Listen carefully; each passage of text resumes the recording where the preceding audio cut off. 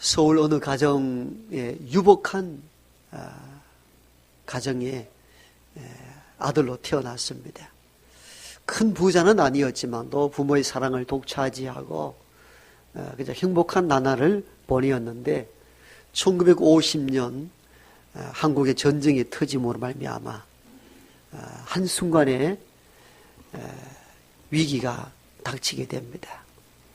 서울에 무작정 떨어진 그 포탄에 의해서 집이 모두가 불타 없어집니다. 너무나 안타깝게도 포탄이 떨어질 때에 거기 부모님이 피하지 않고 계시다가 부모님도 하루아침에 다 잃어버렸습니다. 유복한 집안의 아들이었는데 일순간에 고아가 되어버렸습니다. 의지할 데 없는 이 어린 아이는 동네 친구들과 그 전쟁터에 전쟁도 알지 못한 채 놉니다. 어느 날 하늘에서 떨어진 불발탄 폭탄을 갖고 두드려 놀다가 그게 터져서 현장에서 친구들이 죽습니다. 자기는 두 눈을 잃고 맙니다. 며칠 사이에 벌어진 상태에 일어난 한 아이에게 일어난 사건들입니다. 부모님 한꺼번에 잃어버리고 두 눈조차 다 잃어버렸으니까 밥을 얻어먹을 수밖에 없습니다. 어두운 눈길로 사람들 집집 찾아가서 겨우 연명하는데 그것도 하루 이틀이죠. 앞을 볼 수 없으니까 거짓 노릇도 한계가 있습니다. 이렇게 해서 그가 생각한 것이 그래도 멀리 떨어져 있지만도 고모 집을 찾아가면은 먹을 것 주지 않겠나 해서 물어서 눈 없는 상태로 사람들 의지해서 고모 집을 찾아갔는데 고모인들 그 피난길에 조카를 챙길 수가 있겠습니까? 시댁 식구가 무서워서 조카를 챙기지 못하고 심한 학대와 여러 가지 매맞음 끝에 살 수 없어서 그 어린 것이 그 전쟁터에 또 밖을 떠돌기 시작하고 겨우 피난길 행렬에 끼어들어가 부산까지 그 먼 거리를 수개월에 걸쳐 걸어서 부산에 정착하게 되고 거기에서 맹학교에 들어가게 됩니다. 그리고는 서울로 이거하여 맹학교를 거치고 일반 대학을 거치고 나중에 눈먼 나를 여기까지 인도하신 하나님의 손길이 무엇인가 깊이 깨닫고 나처럼 병들과 상한 영혼들을 구원하라는 하나님의 음성을 듣고 신학교에 들어가게 되고 목회를 하면서도 일반적인 목회가 아니라 나처럼 눈 어두워 보지 못한 인생들을 위하여 그에게 밝은 눈을 선물해 줘야 되겠다 싶어서 병원, 안가병원을 설립을 합니다. 그가 지난해 우리 교회에 오셨던 실로암 안가병원 병원장이시며 목사이신 김선태 목사의 짧은 일대기입니다. 부모의 죽음이 한순간에 유복한 한 가정의 아들을 고아로 만들고 말 그대로 거지로 살 수밖에 없는 동기가 되었습니다. 한 집안의 가장이나 부모님이 돌아가셨을 때 오는 그 죽음은 온 가정을 파탄냅니다. 그래서 한 사람의 죽음은 한 사람의 죽음이 끝나는 것이 아니라 어떤 이에게는 한 가족, 어떤 곳에서는 한 민족, 한 나라 전체의 절망과 깊은 관련성을 맺기도 합니다. 오늘 또 어떤 한 사람의 죽음에 대한 이야기로 본문이 시작이 됩니다.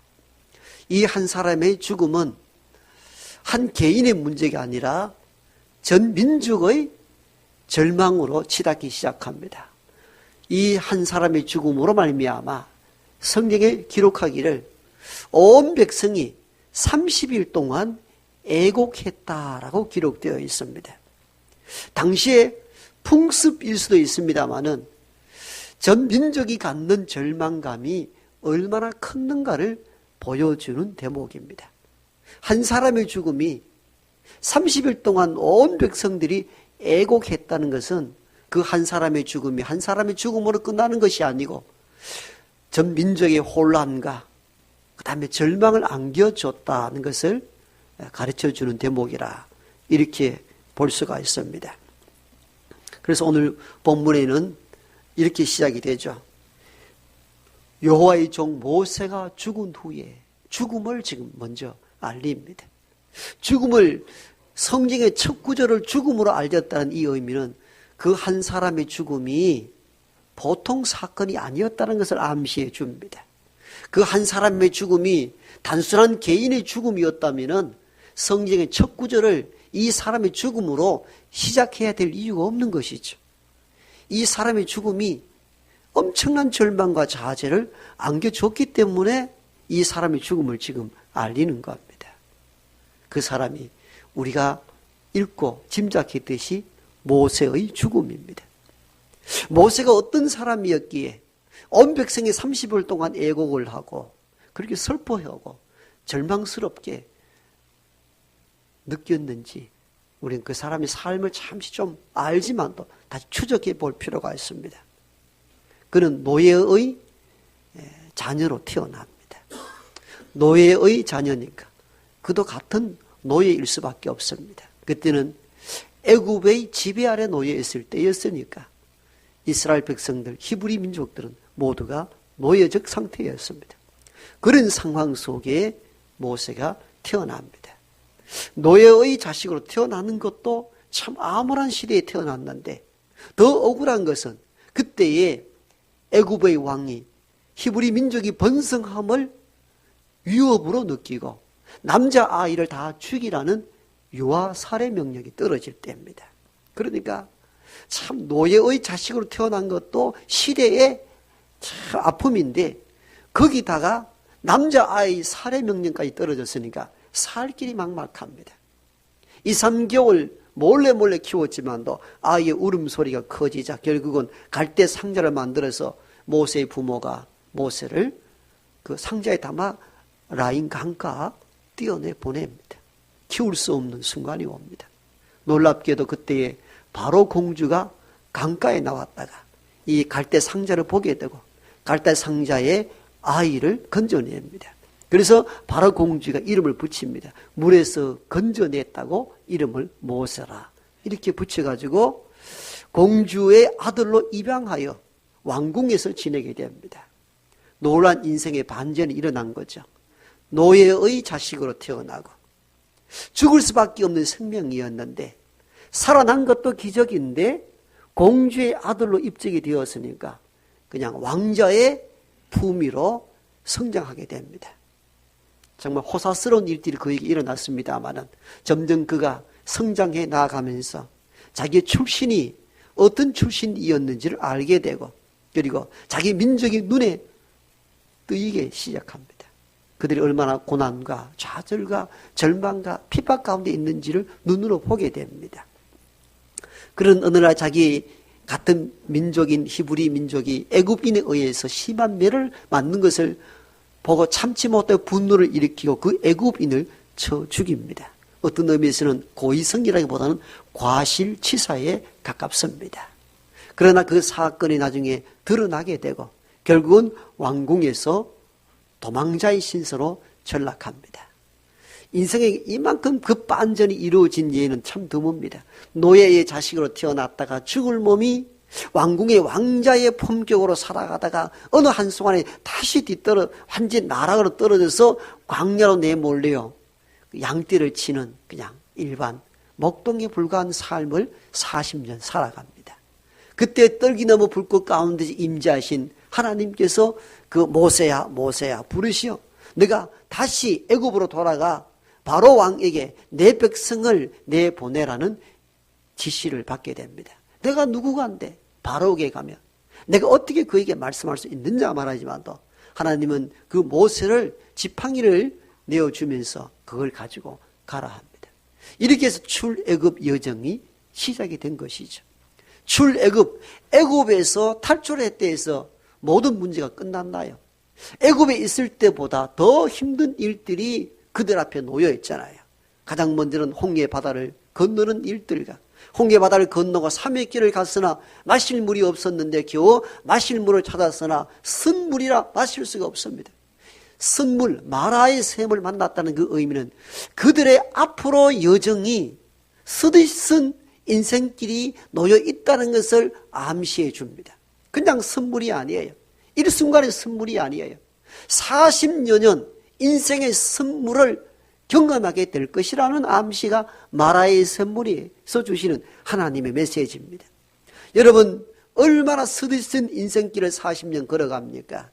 모세는 죽을 힘을 다하여 그들을 인도에 나가려 했으나 백성들은 자꾸 돌아가자 합니다. 이러려고 우리를 출애굽했느냐는 겁니다. 애굽에는 종살이 할지언정 먹고 사는 문제는 해결되었는데 애굽으로 나와서 젖과 꿀이 흐르는 땅을 우리를 인도하겠다고 말씀해 놓고는 물도 없고 먹을 것도 없는 이 광야를 걸어가게 하느냐는 겁니다. 돌아가자는 겁니다. 우리가 죽어서 묻힐 장소가 없어서 우리를 여기를 이끌어냈느냐, 또는 돌을 들어 지도자 모세를 치료하기도 합니다. 그 숱한 세월을 다 가슴에 품고 얼마나 아픈 일들입니까? 그 40만 대군들, 남자 장정만 40만이니까 아이와 여성을 포함하면 수백만 민족을 이끌고 광야 40년 숱한 고난과 전쟁의 위협과 상처와 아픔을 이끌고 가나안 땅 접경까지 왔습니다. 이제 요단강만 딱 건너면 됩니다. 그런데 거기서 모세가 죽음을 맞이하게 됩니다. 모세가 죽었을 때 성경에 기록하기를 그의 눈의 기력이 쇠하지 아니하였다. 아주 건장했단 말이에요. 그러나 한 번의 불순종으로 인하여 모세는 하나님께서 가나안 땅을 허락하지 않았죠. 아스라의 눈앞에 보이는 가나안 땅을 두고 건너지 못하고 죽습니다. 그리고 기나긴 모세의 시대가 끝이 났습니다. 여러분, 이때 백성들이 갖는 절망감이 얼마나 컸겠습니까? 잘났든 못났든 또는 욕을 하면서 그래도 모세를 뒤따라 여기까지 왔는데 이제는 뒤돌아서서 애굽으로 돌아가기도 너무 먼 길을 왔고, 요단강 앞에는 가나안 땅인데 거기는 원주민들이 진을 치고 있습니다. 뒤돌아서기에도 너무나 먼 길이고 앞으로 나아가기에도 두려운 땅이 존재합니다. 강력한 리더십을 이끌고 모세가 앞장서도 부족할 터인데 모세가 죽고 사라진 겁니다. 백성들이 갖는 그 절망감은 상상할 수 없습니다. 그러니까 30일 애곡을 한 거예요. 이해가 됐죠? 우리의 현대사를 쭉 보면은 79년도 10월 29일이었나요? 제가 그때 고등학교 2학년인가 3학년 때 있는 것을 기억나는데 아침에 라디오 소식을 들었습니다. 박정희 대통령이 돌아가셨다는 소식입니다. 저는 시골에서 읍내 학교까지는 한 6km, 편도 6km, 왕복 12km 늘 걸어 다녔거든요. 그 사이에 제가 다니는 교회가 있었는데 제가 그때 다 똑같았을 거예요. 그 아침에 소식을 듣고 가다가 제 기억으로는 교회에 들러가지고 울면서 기도한 기억이 지금도 또렷해요. 박정희 대통령 죽으면 이 나라가 끝나는 줄 알았잖아요. 다 그렇게 살았잖아요. 왜? 그분이 근 20년, 18년 동안 정치를 인도에 나갔으니까 그분, 그게 말 그대로 박정희 키드였잖아요. 다 그 세대였단 말이에요. 그게 지배됐단 말이에요. 그 죽으면 나라가 이제 절망되는 줄 알았어요. 다 울었잖아요. 이거 안 운 사람 있습니까? 다 울었단 말이에요. 나라가 끝나는 줄 알고. 이런 모세를 생각해 보세요. 우리나라는 18년 재직한 박정희 키드 세대의 사람들은 다 그분을 우상 정도로 여기고 그분 없으면 다 나라가 망한 줄 알았는데 40년 이스라엘인들을 이끌어왔다 상상해 보세요. 그리고 그분이 죽었단 말이에요. 이해가 되죠? 끝났다가 생각한 거죠. 누가 이 민족을 이끌어 가겠느냐는 거예요. 그보다 더 여러분 신명기 끝은 이렇게 맺거든. 모세보다 더 나은 자가 없다라고 신명기는 끝맺히고 있어요. 죽음 이후에. 그만한 지도자가 없었다 그 말이에요. 지금도 이스라엘은 모세를 최고의 지도자로 여기잖아요. 여러분 그런 시절 속에 모세가 죽었단 말이에요. 그러니까 이 민족이 대혼란기에 빠져버린 거죠. 굉장히 위기입니다. 우리는 모세 이후에 여호수아가 등장하여 이끌어갔다 이 정도로 알고 있습니다만 그 과도기적인 상황을 상상해 보세요. 상상할 수 없는 위기와 절망감이 그 민족 전체를 휩싸고 있었던 것입니다. 이때에 이 혼란과 이 절망 가운데 가장 먼저 움직이신 분이 누구였는가 하는 질문입니다. 누가 움직였을까요? 이스라엘의 70인 장로? 모세가 조직적으로 세웠던 70인 장로? 아니면 여호수아가 그 혼란기에 가장 먼저 움직이신 분이셨을까요? 그분들보다 먼저 움직이는 분이 있습니다. 그분은 여호와 하나님이십니다. 오늘 1절은 이렇게 시작됩니다. 단선적으로 쉽게 해석하면 모세가 죽은 후, 즉 여호와의 종 모세가 죽은 후 여호와께서 여호수아에게 말씀하여 이르시되 이렇게 기록되어 있습니다. 자, 오늘 1절은 이렇게 시작합니다. 다시 제가 설명드립니다. 모세가 죽은 후 모세의 죽음을 알립니다. 모세의 죽음을 알린다는 이 의미는 이스라엘 민족 공동체가 가졌던 그 당시의 암울함에 대하여 이야기하는 겁니다. 죽음은 암울이 전망이죠. 그것도 영적 지도자 모세가 죽었다는 이 사실을 공지했다는 이 의미는 그때의 절망감이 얼마나 컸는가에 대한 이야기를 지금 먼저 시작을 하는 거예요. 모세가 죽은 후 그 죽음이 갖는 의미가 굉장히 깊었다 그 말이에요. 혼란했다, 절망스러웠다 그 말이에요. 그리고 난 이후에 이렇게 시작하죠. 여호와께서 누가 죽은 이후에 이 이스라엘 민족 공동체를 위하여 계획하시고 활동하시고 움직였는가에 대한 이야기를 하는 거예요. 그 주체가 누구라는 거예요? 여호수아입니까? 아니잖아요.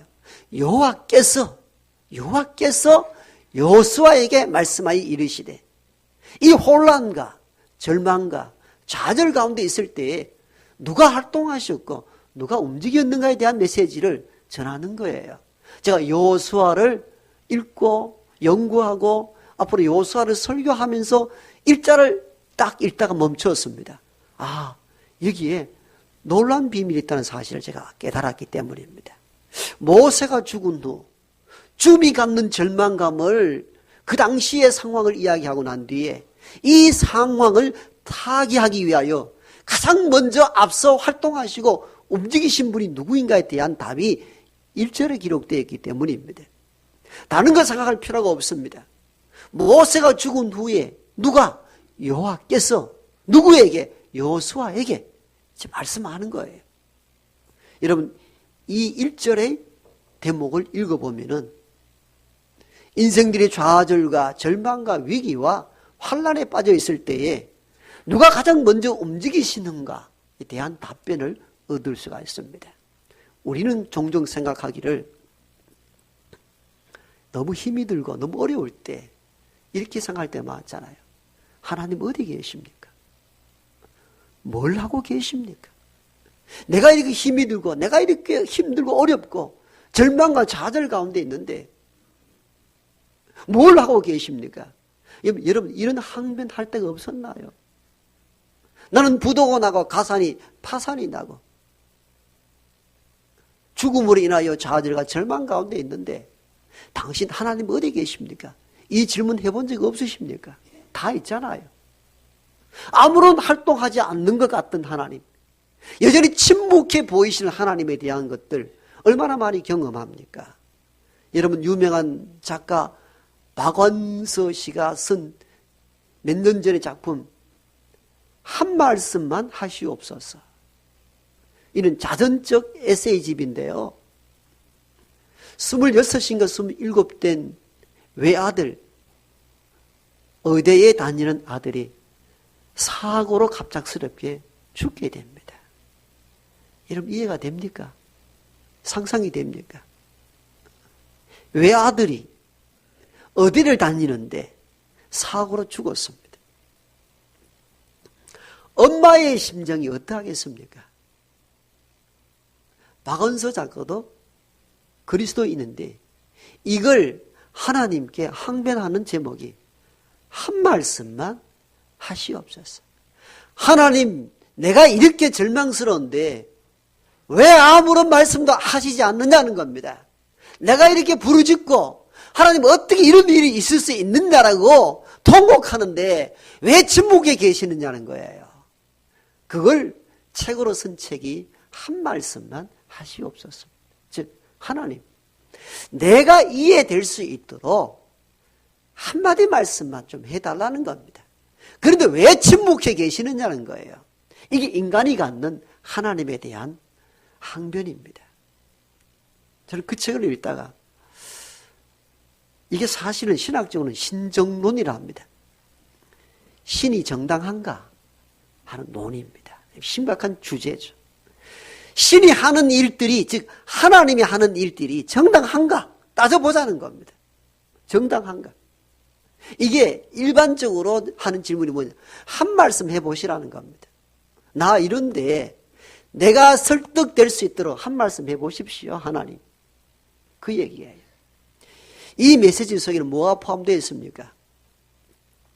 하나님은 우리의 삶과 무관하게 움직이신 분 같고, 내가 절망과 좌절에 빠져 있을 때 전혀 와닿지 않는다는 겁니다. 침묵해 하는 듯한, 방관해 보이는 듯한 하나님에 대한 것, 이런 것이 우리 안에 올 때 신앙이 근본적으로 흔들립니다. 교회를 왜 나가야 되지? 어릴 적부터 믿어왔던 모든 신앙의 기초가 허물어지기 시작합니다. 이게 신앙의 회의감이죠. 물론 박한선 씨는 마지막 이 산 저 산, 이 기도원 저곳으로 다니다가 궁극적으로 해소가 되긴 합니다만, 그러나 절절히 그 하나님에 대한 그 회의감, 절망, 좌절을 다 표현해 놓고 있어요. 이게 우리가 느끼는 감정들입니다. 여러분 힘든 일 겪지 않았습니까? 어렵고 고난스러운 일들을 경험할 때, 도대체 길이 안 보일 때 우리는 혼자 이 일을 하는 것 같은 느낌 받지 못했습니까? 오늘 이스라엘 백성들이 갖는 심정이 이래였습니다. 그러니까 모세가 죽고 난 이후에 30일 동안 그저 목 놓아 운 겁니다.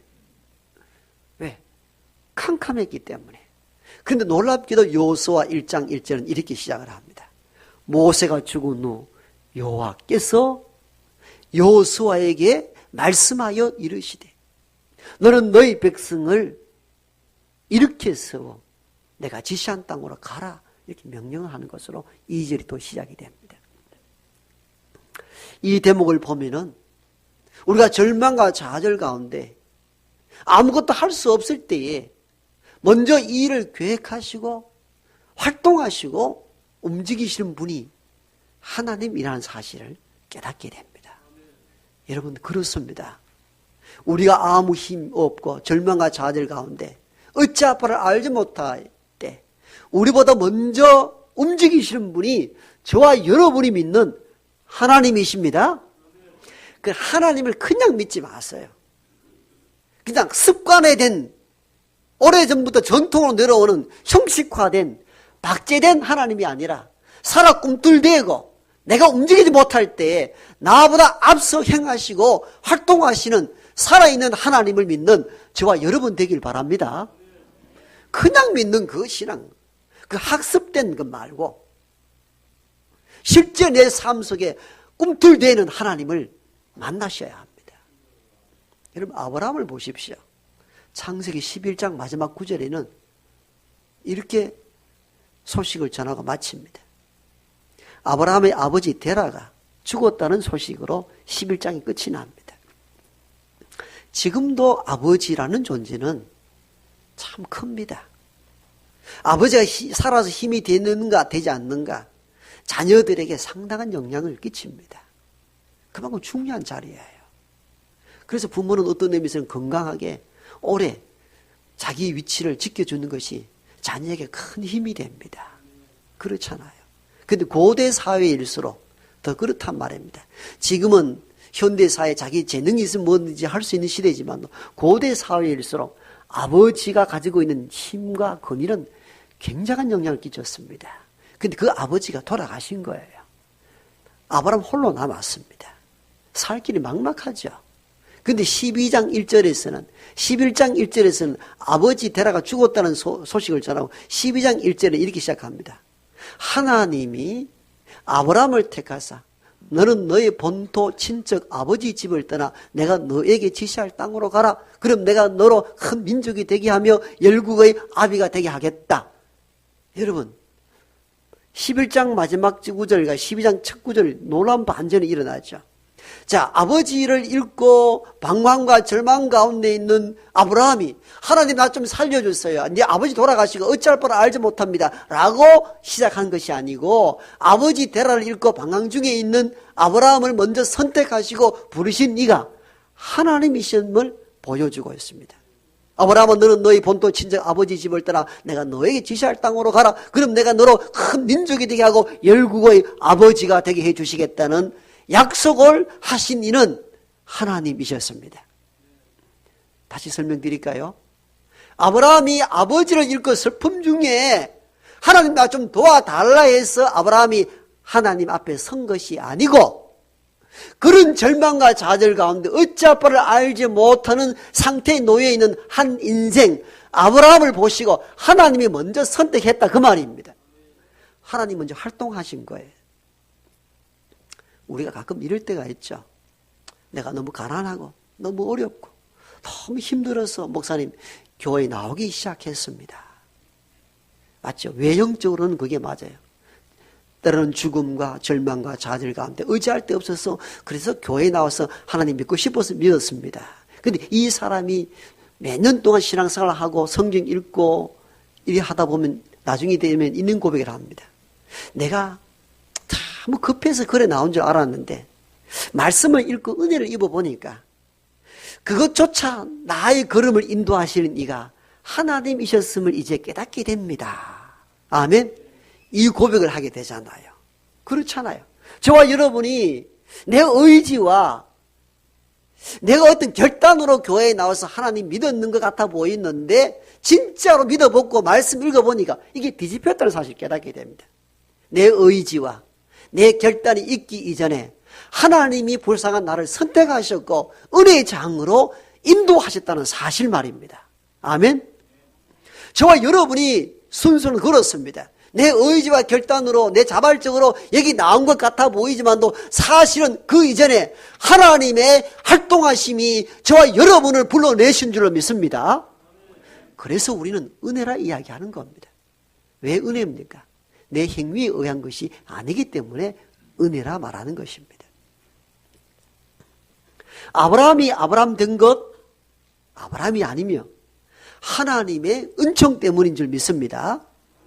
그래서 아브라함이 하나님 말씀 붙잡고 하나님이 가라는 땅으로 갔잖아요. 가나안 땅에 갔더니 기근이 들어서 먹고 살 일이 없습니다. 아이고 잘못한다 싶어가지고 하나님 말씀을 저버리고 애굽으로 되돌아가잖아요. 애굽으로 먹고 살 일이 많다는 소문이 들렸던 것 같아 보입니다. 근데 애굽에 갔는데 두렵잖아요. 그 왕이 내 어여쁜 아내를 빼앗아가고 나를 죽이면 어떻게 할까 하는 두려움 때문에 거짓말을 지어서 아내를 누이라 하여 바로 왕 앞에 드리고 있습니다. 가정에 파탄될 위기에 처한 겁니다. 그래서 왕이 묻잖아. 나중에 알고 되겠 네가 왜 누이라 속였나 했더니 실제로 사촌 누이가 누이예요. 그 지금 결혼을 했으면 아내가 되어야 되는데 거짓 속인 것이죠. 그 가정 파탄 위기 때에 활동하시고 움직이는 분이 계셨습니다. 아브라함은 힘이 없어서 나서면 죽을 것 같아서 아내를 빼앗기고서도 침묵해 있을 때 활동하시는 분이 계셨죠. 하나님이셨습니다. 바로 왕에게 현몽하여 가로되 그 여인을 가까이 하지 마라. 그 여인이 아브라함의 아내라 알려줍니다. 그래서 극적으로 파탄될 가정들을 봉합시키고 회복시킨 이는 하나님이셨습니다.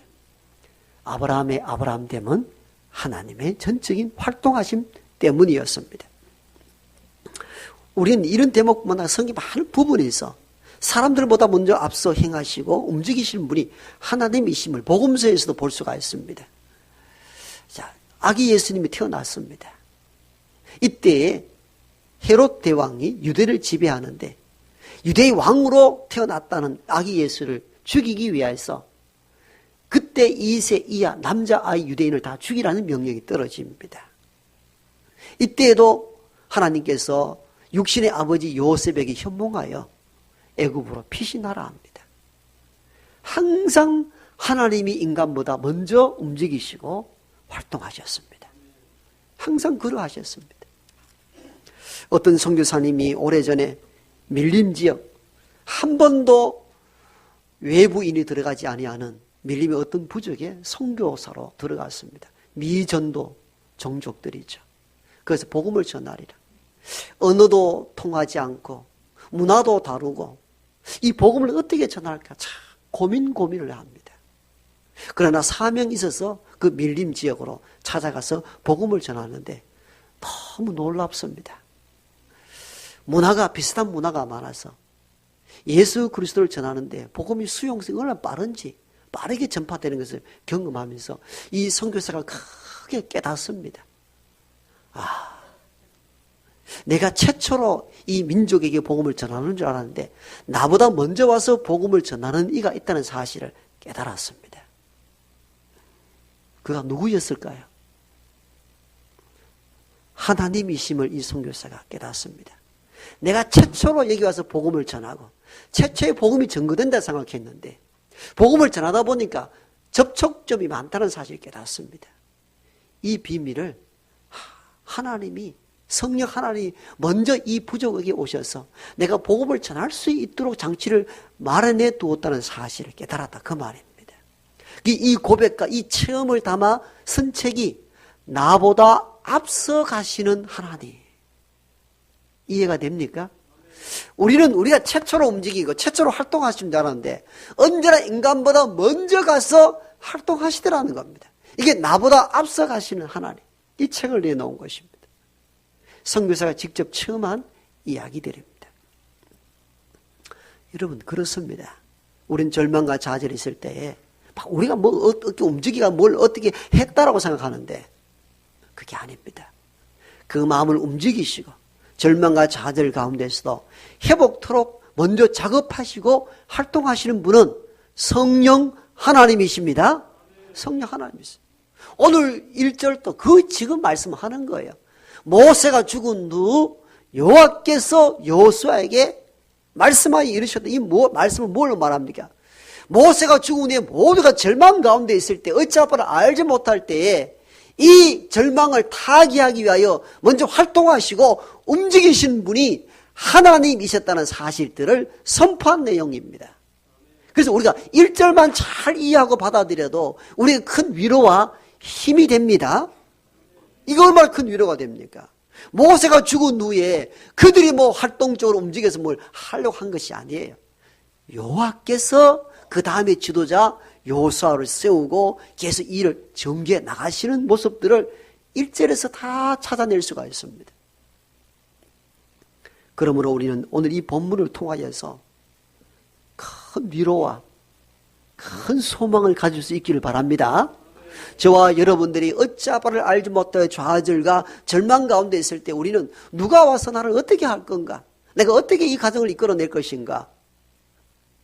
여러분이 생각하고 계획하고 움직이기 전에 하나님이 먼저 저와 여러분을 찾아오시고 저와 여러분의 가정 속에 사역지 속에 움직이시고 활동하시는 하나님이심을 믿는 저와 여러분 되기를 소망합니다.